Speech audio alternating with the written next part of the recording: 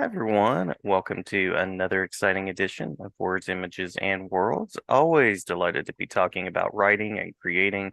And on this episode, I'm talking with creator Cavan Scott. Cavan, thank you for jumping in and joining and bringing a wonderful afternoon to my morning. Thank you very much. Good for you to have me here.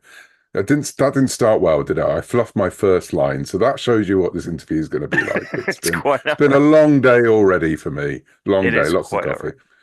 Yeah, Lots of coffee. This is yeah. probably what your third podcast today, and plus you've probably written a few things. So I know you're a very busy person. You've created in some shared universes like hmm Doctor Who, Ghostbusters, something called Star Wars. I'm gonna Little have to tiny look into. independent thing. Yeah, Yeah, yeah. yeah. And then you've also created in sort of the creator-owned universes of things like Shadow Service, Mhm, uh, Dead Seas, Sleep Terrors, The Ward. mhm. So you have a lovely range of works out there for folks to enjoy. Yeah, All of well, that to say you're I, busy. I am busy, but I'd like to say that my to-do list is the same today as when I was 10, which is mainly monsters, Jedi, and dragons. And so yeah, I try and keep it. Um, I can't try and keep myself busy because I don't know what else I would do with myself. Yeah, yeah, love it, love it. Well, it sounds like you are living the dream, as they say, and so it sounds like you have a history of background in comics and fantasy and storytelling in those ways. Yeah, absolutely. I mean, I think comics were the first thing I ever read. Over here in the UK, we had a thriving comic scene back in the late 70s, early 80s that sadly isn't there so much now. Mm, From weekly humor comics, things with like wonderful titles like Whizzer and Chips and the Beano, the Dandy, Nutty, and they were all sort of comics that were like a single page or DPS of a weekly sitcom-esque escapade. And then you moved on to things like Eagle in 2000 AD. And I mhm, mean, mhm. today, out of all the ones I've just mentioned, there's only two left, 2000 AD and the Beano, because the British market did sort of collapse in the 90s. But yeah, when I was a kid, it was comics were really important. And on top of that, we had Marvel UK. And Marvel UK were just pushing out comic after comic and reprint after reprint, splitting the American issues into individual sort of like 10-page stories and then putting backup strips and even things like Star Wars Weekly, which is where I first experienced Star Wars, Mm, Transformers. mhm, mhm. And they'd always put in sort of themed backups. So you'd have things like in Star Wars, you have Star Lord. In Transformers, you'd have Machine Man. I mean, it was there were very strong links, but it also meant there's an entire generation of British comic fans who think that Machine Man is one of the most wonderful heroes ever created. And if you say a lot to American fans, they go, "Who now?" But Mhm, yeah, it mhm. was. Marvel was very, very important at sort of keeping people coming back. And we always used to get our weekly comics and swap them and read each other so you could read as many as you could because there was that many, just like the US newsstand. You couldn't read everything. But yeah, it was a very, very active scene back in the day. And yeah, it got me reading. Yeah, same here, same here. I was a reader of comics at the age of 7 and hmm have continued since then. At what moment, or I guess maybe not a particular moment, but how was the process of going from reader to deciding this was where you wanted to do writing? What was that like? It It was fandoms, really. I mean, so I started, as you can probably tell from the row of Daleks behind me, I'm Hmm. British. You have to be a Doctor Who fan. It's sort of in the law. It's Absolutely. in the Constitution, that and James Bond. So again, growing up at that time, Doctor Who was huge, almost as huge as it is now. It was something we all watched every week, um, and there was a big fan scene of fanzines, when people would put out magazines, photocopied, stapled together and send them out to people. And I used to get so many of those, and I started to write awful bits of what we now call fan fiction, and Hmm. also articles. And fan theories and everything we now do online. It was all happening in the pages of these photocopied magazines, amateur magazines. Um, and so I started sending off ideas and started sending off short stories and articles, and that's what gave me the bug. And went through university, school and university, and always wanted to write but didn't really know how to do it. And the only thing I knew how to do at that point was write articles because, that's what I'd been doing as a fan. So wanted to write Doctor Who, couldn't write Doctor Who because it wasn't around anymore. It had been cancelled in the late 80s. And so the next best thing for me then was writing for magazines. So I just started trying to get jobs working in magazines and newspapers, and that's where it started.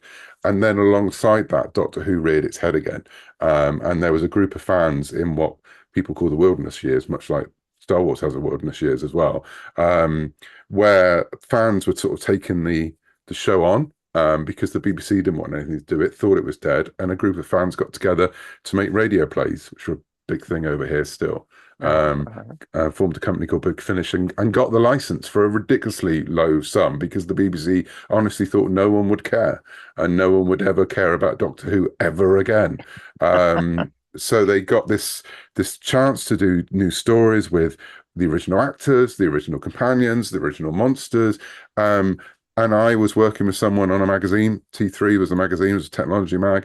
One of my other colleagues was a massive Doctor Who fan, and we sent off ideas. And it was as simple as that. It was a time when you could do that. I mean, it's something that just doesn't happen anymore.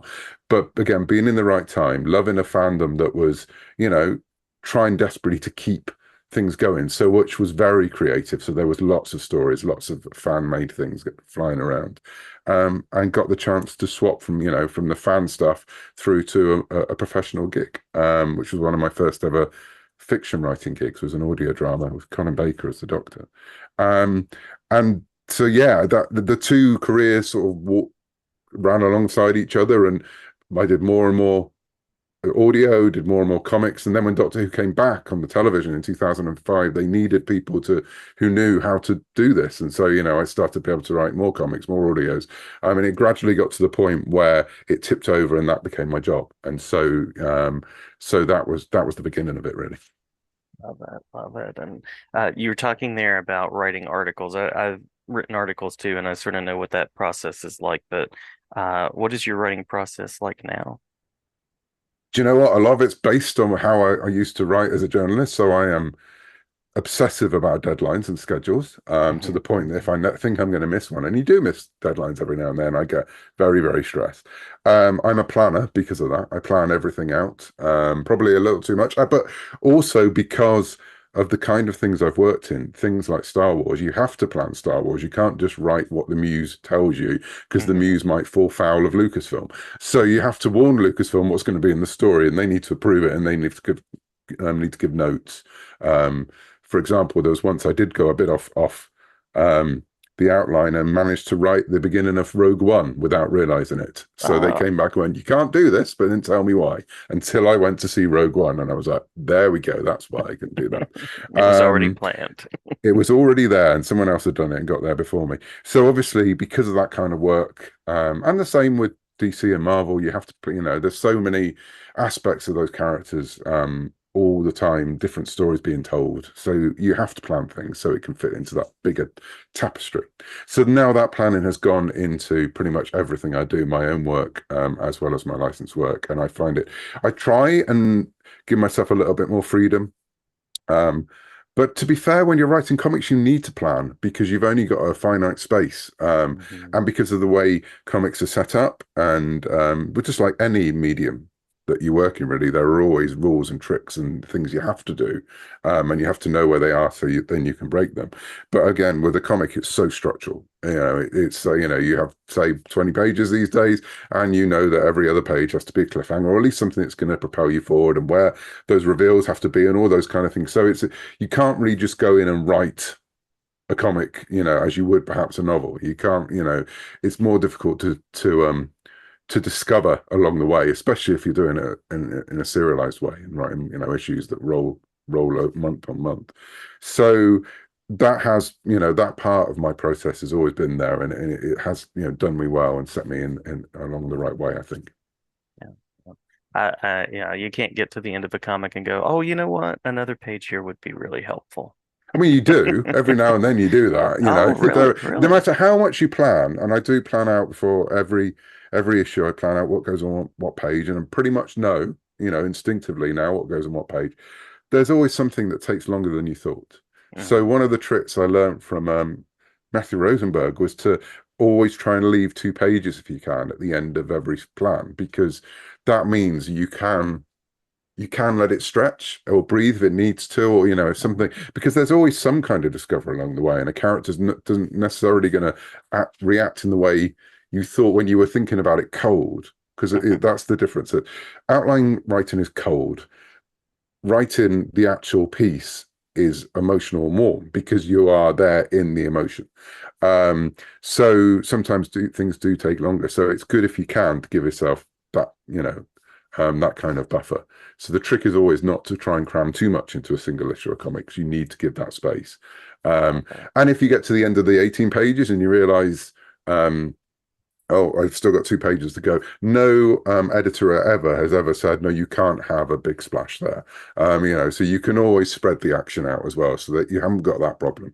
Um, but yeah, it is perhaps something I do write dense comics and I know that. So it's something I do try and keep a cap on. And sometimes that's one of the best tricks to do it. Love it, love it. It also sounds like you're probably very popular with editors since you keep the deadlines in mind as well. Well, because on magazine side, I became an editor, so I know what it's like to run a magazine, and I know what they do, and I know what comic editors do. And so, your Marvel editor could be working on 5, 6, 7 books, and juggle. I try to, whenever I work as part of a process, whether it's comics or audio or TV or books, I try to find out what other people are doing, because that when you find that out, you can understand where they're coming from when they give you notes, or when they ask you for something at the last minute, or all those different kind of things. When you understand, it was the same when I worked in magazine. Editorial never really mixed with advertising, and I always thought that was stupid because the two needed each other. Mhm. So I made sure I went down and found out what the advertising department do, what they needed every issue, to let them know what was happening. And it's the same with a comic, especially a comic, because a comic is teamwork.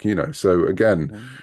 when I am working on an outline for an arc, I make sure the artist has seen that outline, because at least then, it's whether, I don't know if they'll read it or not, but if they do, they know what's coming. And the worst thing for an artist, and it still happens every now and then, that they put someone at the end of one issue and then they suddenly get to the beginning of the next script and they realize, oh no, they're supposed to be somewhere else. And so, but Yeah, then yeah. there are ways and means of getting around that. But I'm a firm believer that everyone on team has as much information as they can get, because, or they need, because then they can do their job properly, and it makes your job a lot easier in the long run. Mhm. I'm curious about the relationship of working from licensed comics to projects like Shadow Service, Dead Seas, the sort of properties that you get to be at the helm of. What is that like as far as the differences? Well, it took me a while to realize that I was the approval process. So it was like, I mean, you still have an editor, and if you're doing your job right, you're still listening to your editor, because the whole point of an editor is that they're outside your head, which means sometimes they don't get what you're trying to do. But if they're not getting it, perhaps it means that you've not done it well enough and you're Mhm, not explaining something well enough. And also, other people have good ideas, and part of the joy of creating anything is when you suggest something and someone else suggests something counter to that, and the result is always better usually than what you originally came up with. So obviously, working on something like Star Wars, there are many different levels of approvals. And again, it took me a while to realize when when I was writing for Marvel Straight, Marvel Superheroes, that the editor, that was it. So I didn't have to convince many other people. I could get an approval and start writing. Whereas something like Star Wars or Doctor Who, you get the approval of the editor, and then you're waiting to hear what the licensor says and all these kind of things. And there's so many different levels. So it does seem to have different levels of how much involvement there is at the publisher or at the license holder. But yeah, I mean, obviously there's a freedom to create your own comics, which is both liberating and a bit scary. mhm. Most writers like working in guardrails. So with a creator-owned comic, you almost have to set your own guardrails. Um, Mhm. and again, the one thing I try to remember, no matter what I'm doing, but especially with creator owned, is that a creator owned project is never just me. It's always me and the artist, and doesn't matter who came up with the original idea. And some things like, I think with Dead Seas, it was something I came up with and then took to Nick, and then he came on board and it became something new. Because they are partnerships, they're something you develop together. And I think, again, I don't see why you wouldn't, because that's, you've got that creative powerhouse of an artist generating ideas. I mean, shadow service is something I talk about all the time. I'd worked with Corin before on Star Wars. I'd again come to Vault Comics with the idea of it, a sort of supernatural James Bond, Mission Impossible type show, Mhm. comic, and took it they suggested Corin. I sort of like hit my head against the wall saying, why didn't I think about that? Because I suddenly knew that Corin would be perfect for it. And then when pages started to come back, she started to drop these weird skull angel statues into the back for no, no other reason at the time is they looked creepy and gothic and fit the vibe. Mhm. But they ended up solving a problem later down the line I had with the story, because I had planned and I knew where it was going, but I didn't quite know how we were going to get there. And Mhm. suddenly the answer was literally staring me in my face. I knew that angels were going to come involved, but I didn't really know how. And then I realized, well, there are the angels, right there, literally. There's skeletons with wings. There are the angels in this world. Um, Mhm. and so I talked to Corin, and we started to develop that part of the sort of mythology of the world. And so it's always those moments that I love. Those moments where you put something out there, and the artist knocks it back with something else that completely blows your mind. And again, Dead Seas. So that's my sort of Poseidon adventure meets Halton of Hill House kind of story. A shipwreck, a ship going down. A haunted ship, which means just there's more ghosts as more people die. Took that to Nick, and he immediately, there was just a period of like 2 weeks when every day I'd get ghosts in my inbox, and it was amazing. And there would be these weird and ghosts with like horses' heads, and all these strange things. And he had no idea what they were. I had no idea what they were, but we started throwing around who these people were and why they look like that. Because no person actually has a horse's head, but when they manifest as a ghost in Dead Seas, they've got a horse's head. Why? What does that mean? And so again, that helped us create the rules of the universe, the rules of how ghosts work. So yeah, those are the fun bits, especially when you're planning and you haven't actually got to sit down and do the work. That's the bit where you're blue sky and everything is a possibility. And yeah, and they're great. But again, that can also happen whether it's licensed. Yeah, so you have more restraints for licensed work. But if you get a good partner, like I had with Ariane Dito on Star Wars: The High Republic, again, you bounce off that person and you get them involved, because otherwise, you are working in on your own, and no comic should be one person just sitting there driving it through. It's all part of the team. Yeah. Um, you've also gone to some interesting places as far as the type of storytelling, the things that you've been able to do, genre-wise as Mhm. well. Some of those ghost-oriented, a bit more macabre spaces, which I appreciate as well. Well, I think that's I mean I'm a horror writer at heart and a horror fan at heart. Um, and I did, for an end, that you do end up being a bit stereo typecasts Mhm. in Mhm. different roles. And for a while, I was the kids writer, or the all ages, or the middle grade writer, and I was always trying to put more and more horror into those situations, which worked because kids like horror at the end of the day. Yeah. But then, as soon as people started asking what kind of stories would you like to tell, it always went that way, because that's way my interests lie. It's nothing against every other kind of different storytelling genre there is, and I happily work within those genres. But when it comes with the stories that I generate, it's usually in that world or those worlds. And so, yeah, it was. I think it surprised a few people how dark it went, how quickly on some of those series. Um, but again, yeah, it's as I say, it's my to-do list, the same to-do list as I had since I was a kid and used to watch Freddy Krueger movies far too young. It's Mhm. Mhm. finding James Herbert and Stephen King books at the library and sneaking them out with the rest of the books I try to read. Um, so yeah, that it's just just the kind of thing I love reading. And yeah, and if it's the kind of thing you love reading, it's usually the kind of thing you love creating. Absolutely.